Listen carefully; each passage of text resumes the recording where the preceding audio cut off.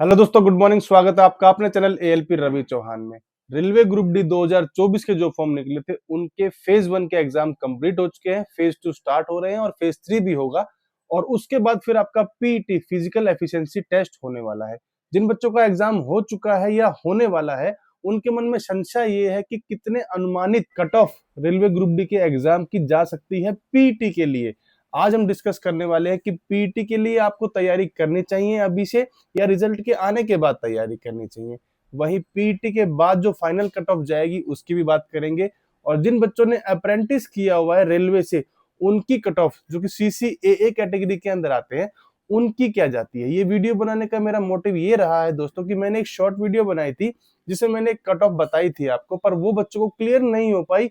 उनको लगा कि ये ओपन कैटेगरी की कट ऑफ सर बता रहे हैं, इसलिए आज मुझे ये दोनों कट ऑफ बताकर ये चीज क्लियर करनी पड़ेगी ताकि आपकी तैयारी उतनी ही मजबूत हो। जिन बच्चों का भी फेज 1 और फेज 2 में एग्जाम है, वो उतनी कट ऑफ को लेकर तैयारी या एग्जाम ना देने जाएं और अपनी तैयारी को और ज्यादा मजबूत कर ले। पर इस रिटर्न एग्जाम के बाद में आपका एक फिजिकल एफिशिएंसी टेस्ट होने वाला है मेल और फीमेल दोनों कैंडिडेट्स के लिए। सबसे पहले आपको जो मेल कैंडिडेट रहेंगे उनको 35 किलो का एक बोरा 100 मीटर 2 मिनट में क्लियर करना है। उसके लिए एक ही चांस मिलेगा, आपको उस बोरे को गिराना नहीं। सेम ऐसी ही कंडीशन लड़कियों के लिए भी है। 100 मीटर दौड़ना है 2 मिनट में, बस उनका जो बोरे का वजन है वो 20 केजी कर दिया गया है। उनको भी एक ही चांस मिलेगा इसको क्लियर करने के लिए।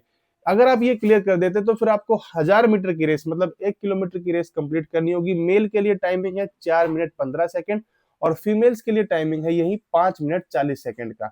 अगर आप ये क्लियर करते हैं तो आप फिजिकली फिट पाए जाते हैं इसके अंदर और आपका फिर डीवी और मेडिकल होने वाला है। पर जो कैंडिडेट फीमेल रहेंगी उनको पीटी से पहले अपना एक प्रेगनेंसी क्लियरेंस सर्टिफिकेट भी देना पड़ेगा, जिसमें उनको बताना होगा कि हमारी कोई प्रेगनेंसी नहीं है या फिलहाल हम किसी प्रेगनेंसी के अंदर हैं। अगर आपको ऐसी कोई डाउट है तो इसके ऊपर भी मैंने एक शॉर्ट वीडियो बनाई हुई है, आप जाके प्लेलिस्ट पे देख सकते हैं। जो अगर लेडी प्रेग्नेंट रहेंगी उनको चिंता करने की बिल्कुल आवश्यकता नहीं है, उनके लिए उनकी सीट रिजर्व रखी जाएगी। और जब उनकी बच्चा हो जाएगा, बच्चे होने के 6 हफ्ते बाद आपको दोबारा से पीटी के लिए बुलाया जाएगा। और अगर वहां पे क्लियरेंस कर लेती हैं तो आपकी जो रिजर्व सीट रहेगी वो आपको दे दी जाएगी। आपको चिंता करने की या झूठ बोलने की कोई भी आवश्यकता वहां पर नहीं पड़ेगी। एक और चीज मैं आपकी क्लियर कर दूं कि जो पीटी के लिए जो कट ऑफ रहेगी ये थोड़ी सी कम रहेगी एज कम्पेयर टू जो फाइनल कट ऑफ बनने वाली है उससे। उसमें कितना डिफरेंस रह सकता है, 4 से 5 नंबर हर कैटेगरी में आपको देखने को मिल जाएगा।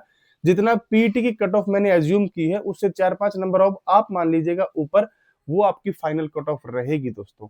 अब बात कर लेता हूं कि जो एक कट ऑफ है, ये दोनों तीनों कट ऑफ जो है ये किसके ऊपर डिपेंड कर रही है। 4 फैक्टर के ऊपर डिपेंड करती हैं दोस्तों। सबसे पहला कि आपने कहा किस जोन से फॉर्म को भरा है, आपकी कैटेगरी में वैकेंसी कितनी है, आपने जो एग्जाम दिया है आपका एग्जाम का लेवल कैसा था और उसकी नॉर्मलाइजेशन होने में मार्क्स बढ़ने में चांसेस कितने हैं। और अब की बार बात कर लूं एग्जाम का लेवल कैसा है, तो एग्जाम का लेवल आपका ठीक ठाक है। बहुत सारे बच्चों से मैंने भी बात की, उनका कहना है कि सर मैथ रीजनिंग काफी अच्छी है, साइंस भी ठीक ठाक आ रही है, हर कोई इसको अटेम्प्ट कर पा रहा है। पर वहीं करंट अफेयर्स और जीके जीएस में बच्चे कहीं ना कहीं मात खा रहे हैं, बहुत ही डीपली पूछी जा रही है। और दूसरी तरफ हर एग्जाम में देखा गया है, हर शिफ्ट में ये देखा जा रहा है कि 50% बच्चे ही एग्जाम में अटेंडेंस दे पा रहे हैं। पर दोस्तों मैं आपको बता दूं, फॉर्म हर कोई भर देता है, पर जिसकी तैयारी होती है वही बच्चा जाता है और उन्हीं के अंदर कंपटीशन होता है। तो ये नहीं है कि बच्चे कम गए हैं तो आपका कंपटीशन कम हो गया है, आपका कंपटीशन अभी भी उतना है, क्योंकि जो तैयारी की है वो लड़के एग्जाम देने जाएंगे ही जाएंगे और आपका कंपटीशन भी उन्हीं के साथ है। तो बिना समय गवाए मैं आपको बता देता हूं कट ऑफ क्या रह सकती है पीटी के लिए नॉर्मलाइजेशन होने के बाद। अगर आप ओपन कैटेगरी से फॉर्म भरे थे, यूआर कैंडिडेट हैं, तो 78 प्लस नॉर्मलाइजेशन होने के बाद में अगर आपके बनते हैं तो आप पीटी के लिए आपकी कॉल जरूर आएगी और आपको तैयारी कर देनी चाहिए। और अगर आप ओबीसी से बिलोंग करते हैं तो 73 प्लस आपका स्कोर बनना चाहिए आफ्टर नॉर्मलाइजेशन। अगर एससी या एसटी से बिलोंग करते हैं तो 68 और 65 नंबर आपके बनने चाहिए। वहीं ईडब्ल्यूएस के लिए भी 68 प्लस नंबर होने चाहिए नॉर्मलाइजेशन के लिए। ये मेरा अनुमान है कि नॉर्मलाइजेशन होने के बाद आपके अगर इतने नंबर बनते हैं तो आपका पीटी के लिए जरूर कॉल आएगी। अब आपका मन कर रहा होगा कि सीसीएए जो अप्रेंटिस है, एक्ट अप्रेंटिस कैंडिडेट है, जिन्होंने रेलवे से अप्रेंटिस किया हुआ था और उन्होंने फॉर्म भरा है, तो उनके लिए दोस्तों कट ऑफ अलग जाती है।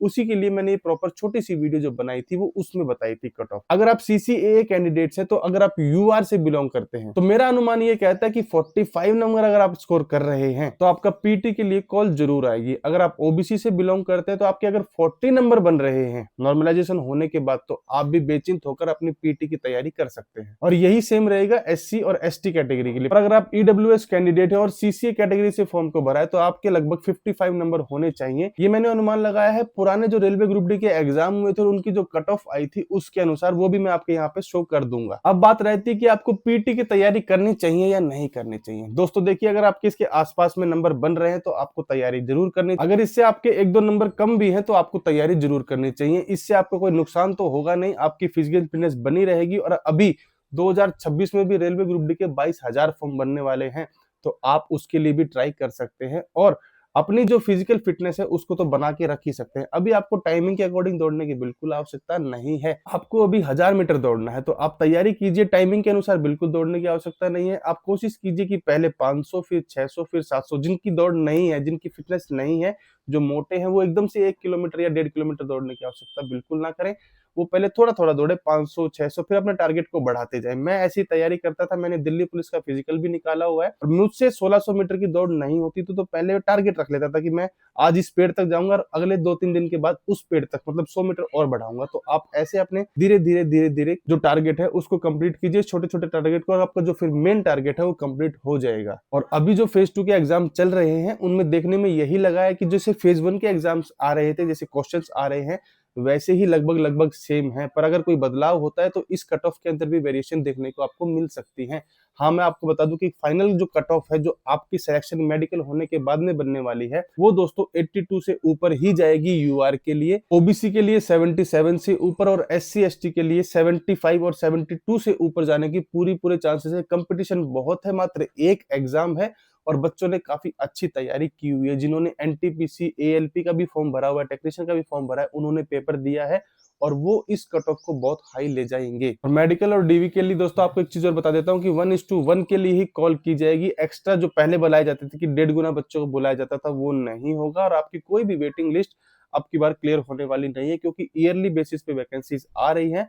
हाँ, ऐसा हो सकता है कि उन्होंने 200 लड़कों को बुलाया हो, उसमें 50 बच्चे ना गए हो फाइनल ज्वाइनिंग के लिए, तो आपका 1-1.5 महीने 2 महीने के अंदर जो दोबारा से फेज निकलता है, दोबारा से जो ज्वाइनिंग के लिए बुलाया जाता है, उसको आप छोटी सी वेटिंग 2-3 महीने की ले सकते हो, उसको क्लियर होने के चांसेस रहेंगे। पर आप सोचो कि 4-5 साल तक आपको बुलाया जा सकता है, तो बिल्कुल नहीं है। अगर आपके मार्क्स थोड़े बन रहे तो आप दोबारा से तैयारी करना स्टार्ट कर दीजिए, कोई फर्क पड़ने वाला नहीं है। आपकी ये तैयारी है, ये बैकअप है, ये फिर और मजबूत होगा। अगली बार 2026 में जो आपके 22,000 वैकेंसी है उसके लिए एक सीट पक्की हो जाएगी। उम्मीद करता हूं आपको ये वीडियो अच्छी लगी होगी। अपने दोस्त के साथ भी शेयर कर सकते हैं, कोई डाउट रह गई हो तो कमेंट भी कर सकते हैं। पहली बार चैनल पे आए तो सब्सक्राइब भी कर सकते हैं। और दोस्तों, आज है नया साल, आपको इस नए साल की हार्दिक शुभकामनाएं। आपकी जो भी इच्छाएं हैं, आपके जो भी लक्ष्य हैं, उम्मीद करूंगा इस साल पूरे हो जाएं। बस आपको इस साल एक नया रिजोल्यूशन लेना है कि आप अगर पढ़ाई कर रहे हैं तो एक टाइम टेबल के अनुसार पढ़ाई कीजिए और उसको कंटिन्यूटी बनाकर रखिए। देखिए, आपको अपनी तैयारी है और अपने अंदर बहुत सारा इंप्रूवमेंट देखने को मिलेगा। अगर आपको कोई डाउट रह जाती है तो आप मुझे मेरे इंस्टाग्राम पर मैसेज भी कर सकते हैं, मैं आपको वहां पर गाइड करने का भी काम करूंगा। मिलते हैं आपसे नेक्स्ट वीडियो में, तब तक के लिए जय हिंद, जय भारत, राम राम।